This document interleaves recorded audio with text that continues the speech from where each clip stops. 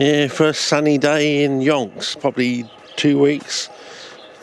People starting to talk about 40 days or 40 nights of rain sort of thing, and we're just about to break in October, right at the end of September, and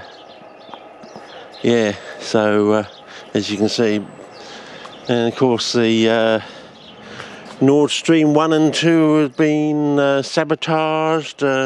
At the moment they're still bickering about who it might be, but I doubt it would be Russia. It's like trashing your own place to spite your own place. I don't know. Doesn't make sense anyway.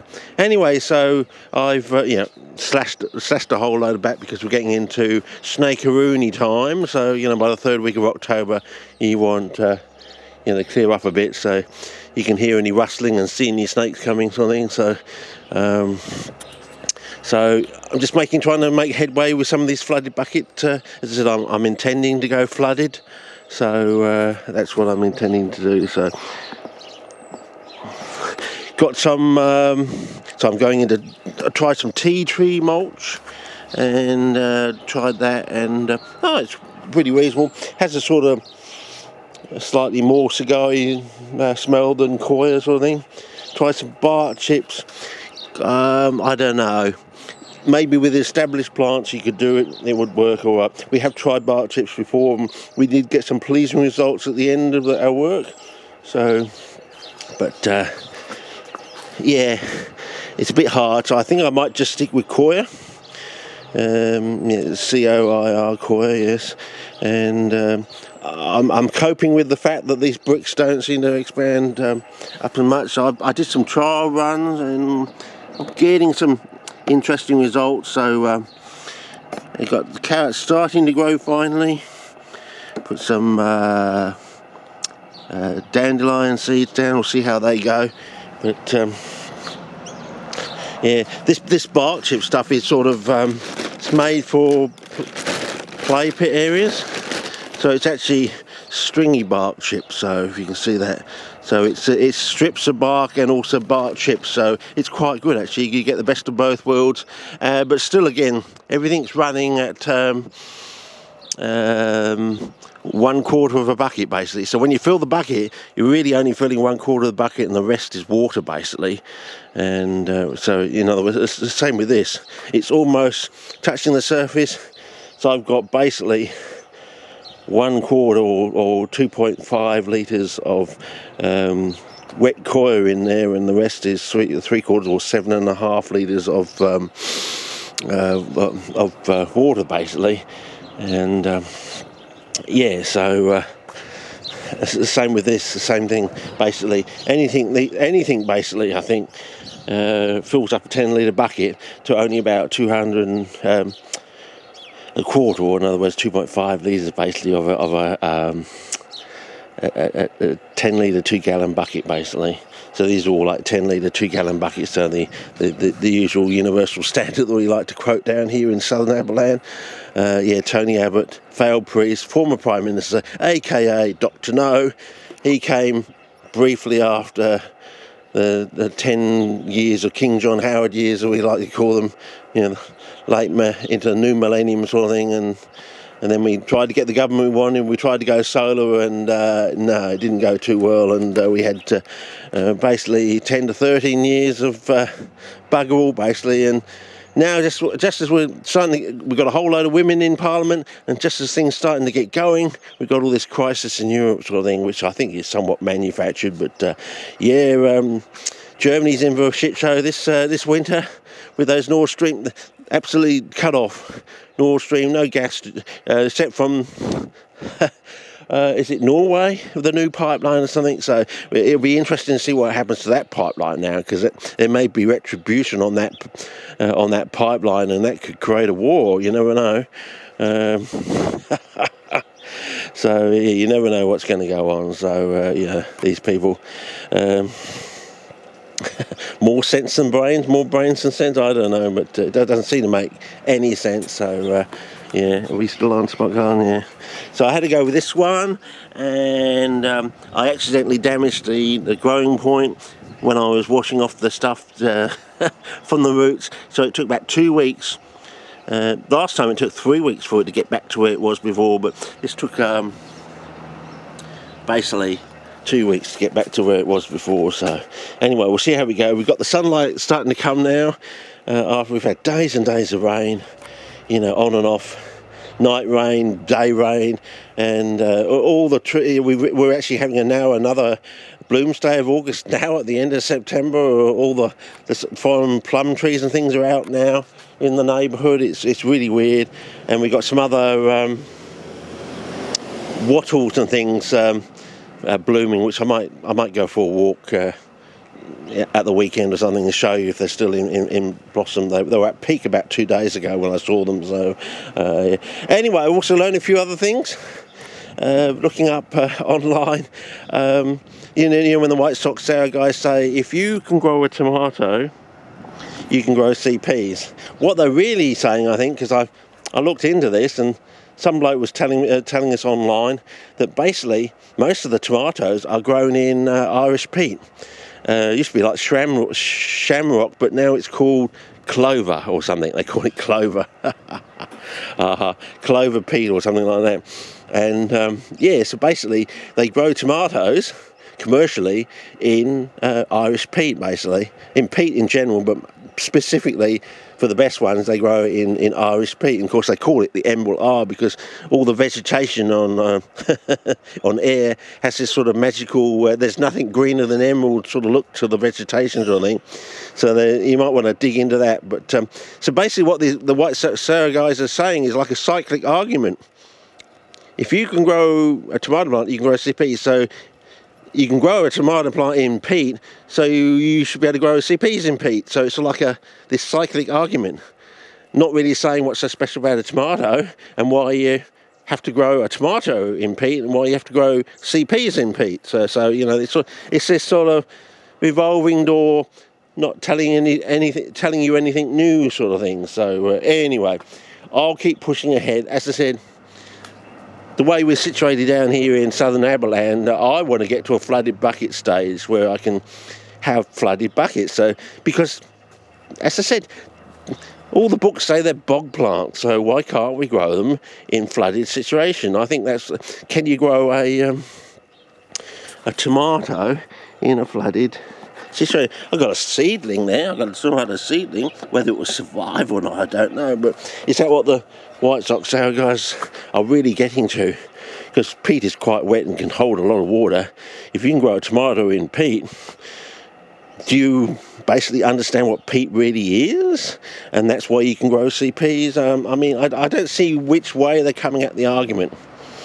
Because as I said, after a bit of it was accidental. It's just some videos that popped up and I started watching them, and basically this bloke was basically telling you the drum, telling you that basically commercial places grow their tomatoes in peat, and it's particularly, usually it's, if they can get the hands on it, it's Irish peat, and he uses Clover brand peat because he's been experimenting for 15 years trying to, you know, looking at these peat substitutes. People keep putting up peat substitute, and basically what he's come to with the latest peat substitute is some of them are not very good at all, but you can amend for them by putting a few slow release fertilizer pellets in through the actual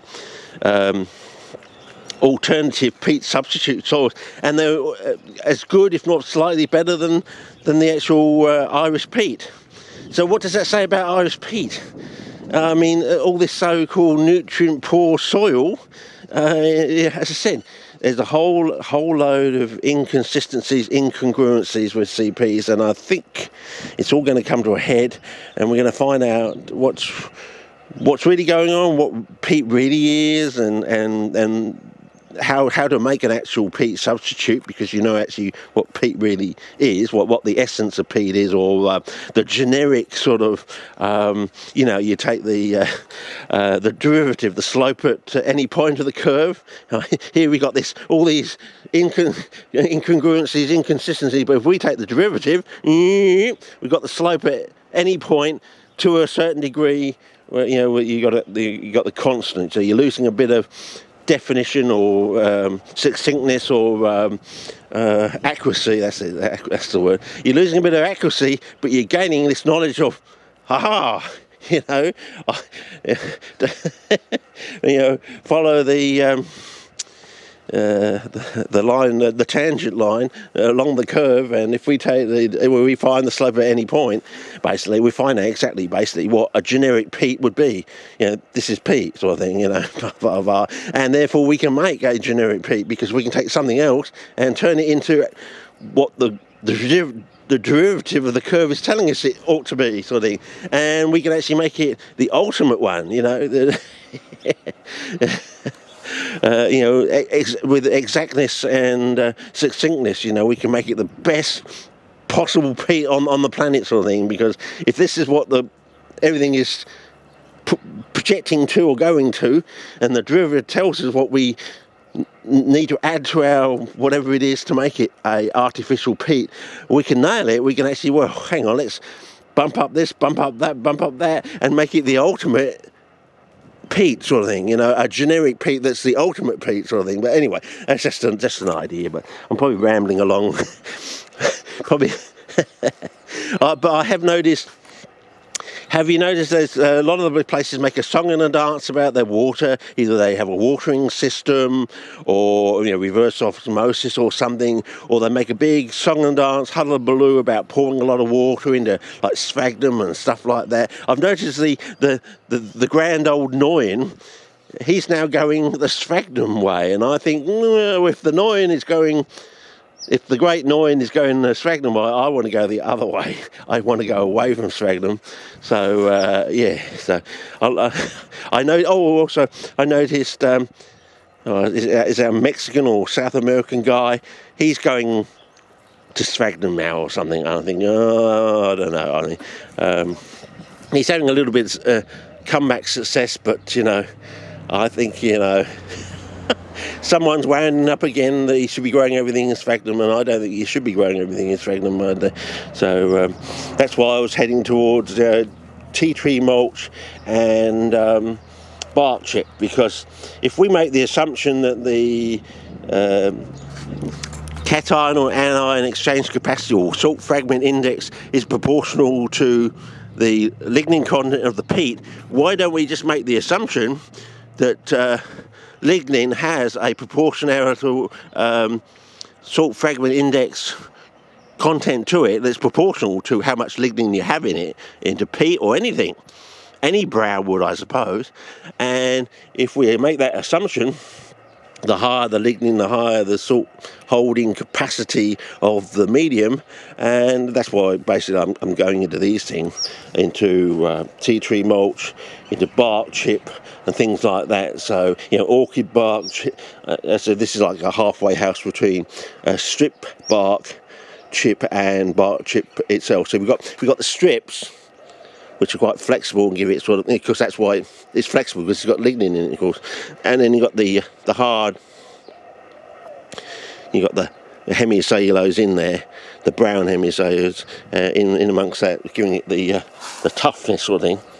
So anyway, so something that has a lot of bark in it should have a higher salt fragment or cation anion exchange capacity salt fragment index. In other words, it's like sticking iron filings to the magnet. In other words, it's got a higher magnetism, I suppose, in a way, in quotes. You know, it's got a bigger pull for salt fragments to it. So I think the higher the lignin content goes up. So that's why I'm trying these sort of experiments, sort of thing. So anyway, so go from there. That's basically what it is. The white Sock-SARRA-Guys, I think, was that they're just spinning around in a circle. Once you find out how they grow tomatoes, basically, they just basically have been using peat for years, and particularly Irish peat. There's some connection between the greenness of the vegetation in Ireland, and it may hold for other places in the world too, which have similar bog-like characteristics, I suppose. Don't know, we'll see how we go. But anyway, I'll keep going, but As I said, my goal was to eventually start growing these plants in a flooded bucket because it's a lot easier to water and we don't have to have too many hassles, and you just have to keep them topped up, which is not too hard, 400-500 mils a day, easy. You could do it with a hose or something like that, you could have it with a drip irrigation system, you just put it on for, I don't know, barely a minute or so. How long does it take to drip out 400 mils, or basically a half a litre or something? Easy on the pocket, easy on the watering. If everyone gets into that sort of system, easy on the reservoirs of the country, blah blah blah blah, and so on and so forth. But anyway, that's the idea. I just thought I'd give you an update, and we'll see how pear-shaped Europe goes. I don't know what's going to go on. I mean, whether it's all to do with the upcoming midterms or something, I don't know. Anything could happen. It could be like forget the midterms. It's going to go screeching straight into 2024. Biden's going to be shuffled off out the thing, and Trump's going to come back in and sort all this crap over in Europe out. My red button's bigger than your red button. I don't know. And as I said, what's going on with this George Soros guy? There he is, a chap that sold out. He's a Jew that sold out fellow Jews to the Nazis for money during the Second World War. How come Mossad hasn't gone after him? Had Mossad gone soft or something? I mean, I thought that he would be top priority, wouldn't he? After saying, so he's an actual Jew that sold fellow Jews out, that ended up at the concentration camp, and he did it for money. God, surely he should be at the top of the list.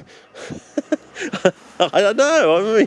I mean, okay, we've done all the people that were involved in Muir. Right, step 2, George Soros. Surely, I just don't get him. To me, it just seems illogical.